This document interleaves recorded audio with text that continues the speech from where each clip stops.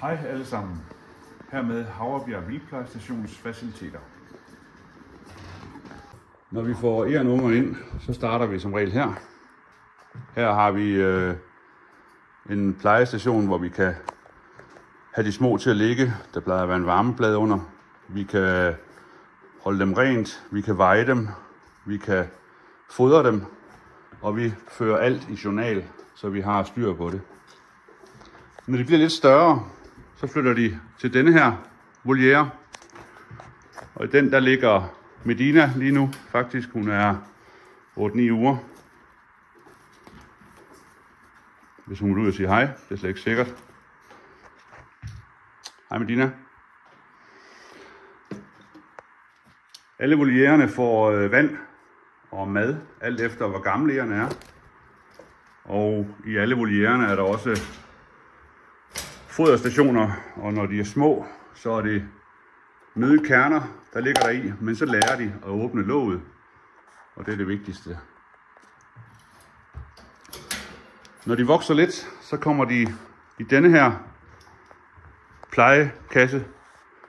Lige nu har vi Jytte til at gå herinde, og Jytte er egentlig et egern, som vi har genudsat, men som efter 2 uger kom retur med en forstuet venstre bagpote, som hun slet ikke kunne støtte på, og søgte faktisk noget omsorg, og det fik hun så. Og nu er hun her, og hun tonser rundt og skal genudsættes inden for de nærmeste dage igen. Hun fejler intet, og alt er godt, og hun trives. Alle egerne har, når de bliver en vis størrelse, adgang til redekasser som den her, og til kurve med lidt redemateriale i. Nogle tæpper fra Jysk, der bliver klippet i stykker. Når de bliver større, har de brug for mere plads og plads til aktivitet. Så kommer de i denne her voliere. Volieren har klatremuligheder. Den har foderstationer, men nu med nødder med skal på. Og forskellige nøddetyper, og selvfølgelig altid adgang til vand og mad. Og redekasse i en ny farve. Og det er fordi den matcher dem, vi har til at hænge ude i naturen. Når de bliver vant til den her, skal de også have adgang til udeområder. Det får de via lågen her. Og så kan de gå i udevolieren herude. Og herude lærer de en hel masse forskellige aktiviteter og en masse forskellige faciliteter, som de kan genbruge over i skoven. I udevolieren er der selvfølgelig klatremuligheder. Der er mulighed for at stifte bekendtskab med naturen. Der er foderautomat, der er lidt jord, de kan rode i. Og så er der frem for alt en masse reb. Herude bor der lige nu 3 egern, som er klar til genudsætning igen inden for et par dage. Dem har jeg haft lige siden de var helt små. Når de bliver genudsat, så foregår det via en låge i udevolieren, som giver adgang til en lille forstation. Den her lille forstation er også et sted, hvor de egern, der bor ude, kan komme retur og blive støttefodret.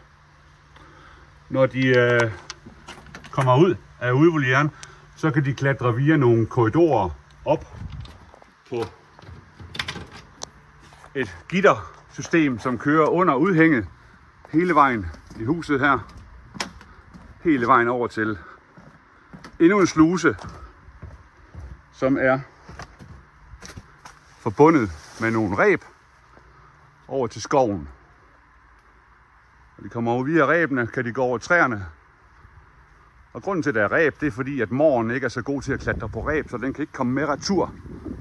Og at når de så lærer rebene at kende i udevolieren, så ved de, at når de ser et reb, så kan de altid følge det retur, og på den måde komme hjem og få noget mad, hvis de sådan de ikke lige selv kan finde det endnu.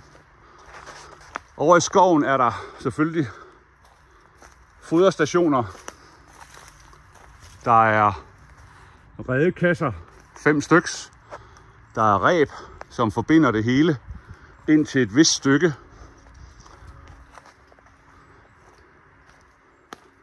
Og herover kan de så også støttefodre via foderstationerne. Der er også altid vand herover og endnu flere og redekasser. Skoven har et areal på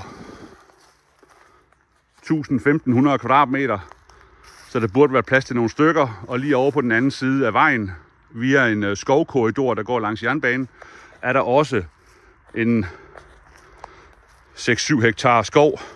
Så der er masser af muligheder for at være i den her. Det var lidt for os. Håber det kan bruges. Hej.